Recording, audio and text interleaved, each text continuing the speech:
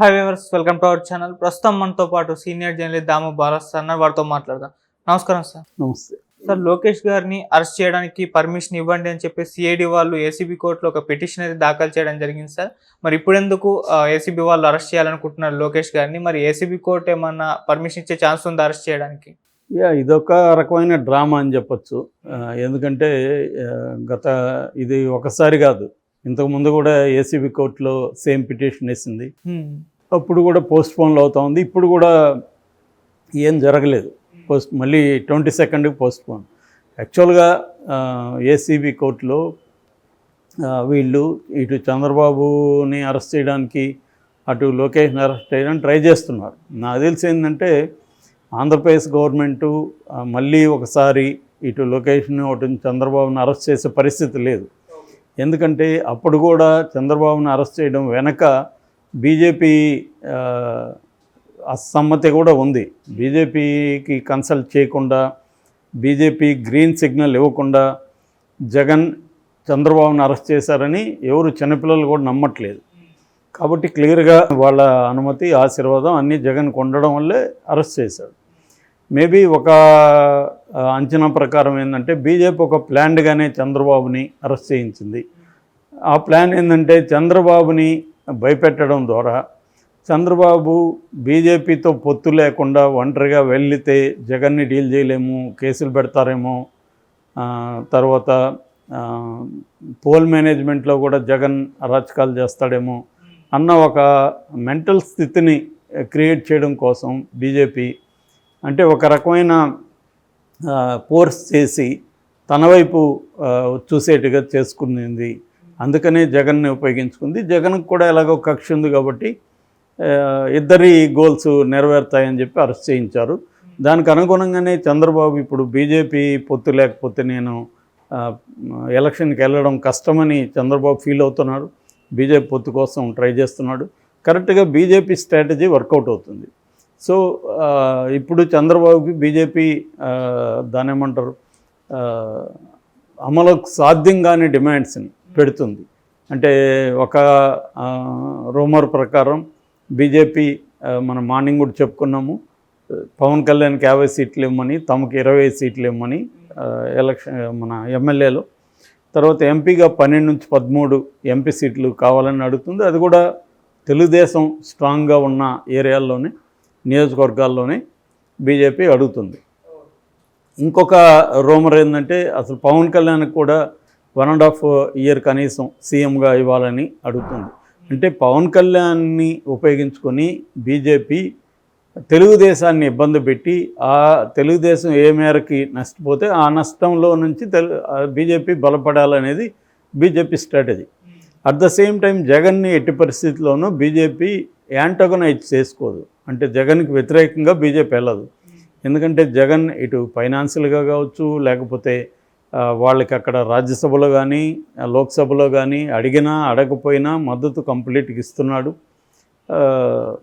వాళ్ళతో మంచిగా ఉంటున్నాడు. కాబట్టి వాళ్ళ కంట్రోల్లో ఉంటున్నాడు. జగన్కి ఎన్ని ఎంపీ సీట్లు వచ్చినా తమ ఖాతాలో పడతాయి.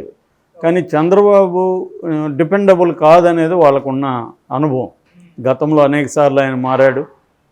ఈవెన్ లేటెస్ట్గా 2019లో కూడా ఎన్డీఏలో నుంచి బయటకు వచ్చేసి కాంగ్రెస్తో వెళ్ళాడు.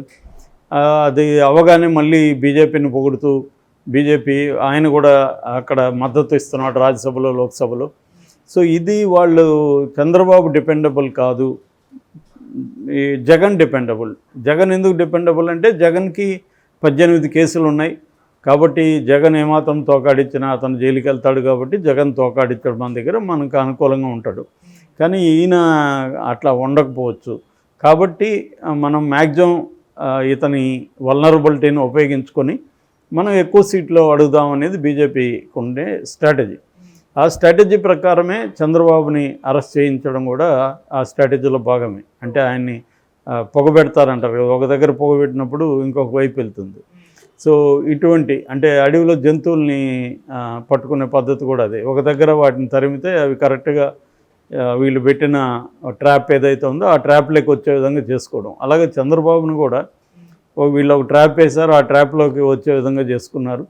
ఇప్పుడు ఆయన పరిస్థితి ఏంటంటే నిజానికి బీజేపీకి అక్కడ నోటాకు వచ్చినంత ఓట్లు కూడా రాలేదు. 2019లో 0.8 సంథింగ్ వచ్చింది. సో అటువంటి అంటే ఒకే ఒక చోట కూడా బీజేపీ ఇండిపెండెంట్గా గెలిచే పరిస్థితి లేదు, అసలు డిపాజిట్లు వచ్చే పరిస్థితి లేదు.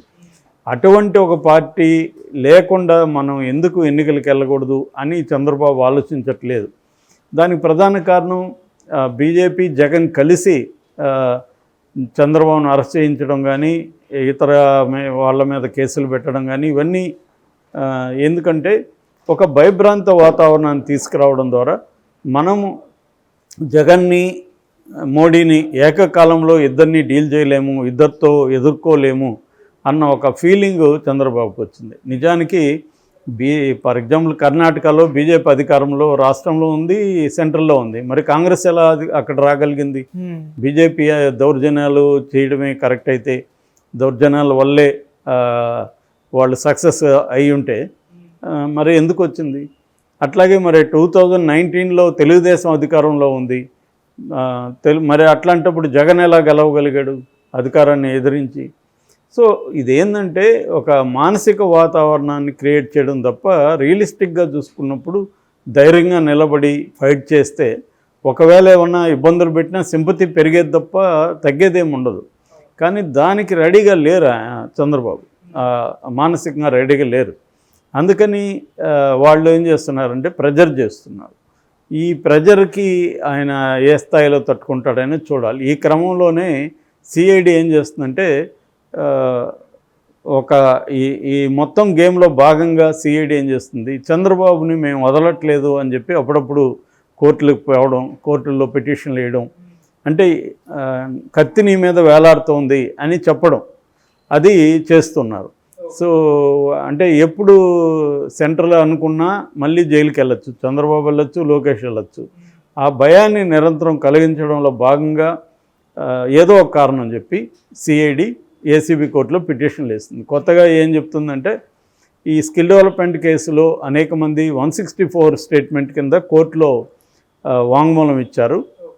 సో ఇప్పుడు వాళ్ళని లోకేష్ భయపెడుతున్నాడు, మేము అధికారంలోకి వస్తే మీ అంతం చూస్తామని చెప్పి రెడ్ బుక్ చూపిస్తున్నాడు అనేది ఆ వీడియోలంతా కూడా చూపించి 41A నోటీసులు ఇమ్మంటే మేము ఇచ్చాము అరెస్ట్ చేయొద్దనేసి. సో ఆ నోటీసులకు అనుగుణంగా ఈ కేసుల గురించి మాట్లాడడం కానీ, ఈ కేసుల్లో సాక్షుల్ని బెదిరించడం కానీ చేయకూడదు అనేది కండిషన్ ఉంది. కానీ ఆయన ఆ కండిషన్లు ఉల్లంఘించి బెదిరిస్తున్నాడు. నిన్న కూడా ఎర్రడేరి చూపించి నేను చాలామంది రాసుకుంటున్నానని బెదిరిస్తున్నారు. ఇద్దరు కమ్మ కులానికి చెందిన ఇద్దరు ఎమ్మెల్యేలు అటు వెళ్ళారు, వాళ్ళంతా చూస్తాను, వాళ్ళ పేర్లు కూడా ఉన్నాయి ఈ బుక్లో అని చెప్తున్నాడు. సో ఇలాగ బెదిరిస్తున్నాడు అతను సాక్షుల్ని. కాబట్టి మేము అరెస్ట్ చేస్తాం, అతన్ని అరెస్ట్ చేయడానికి పర్మిషన్ ఇవ్వండి అని కోర్టుని అడిగారు. కోర్టు దాని మీద ఈరోజు విచారణకు వచ్చింది, దాన్ని మళ్ళీ 21కి పోస్ట్పోన్ చేసింది.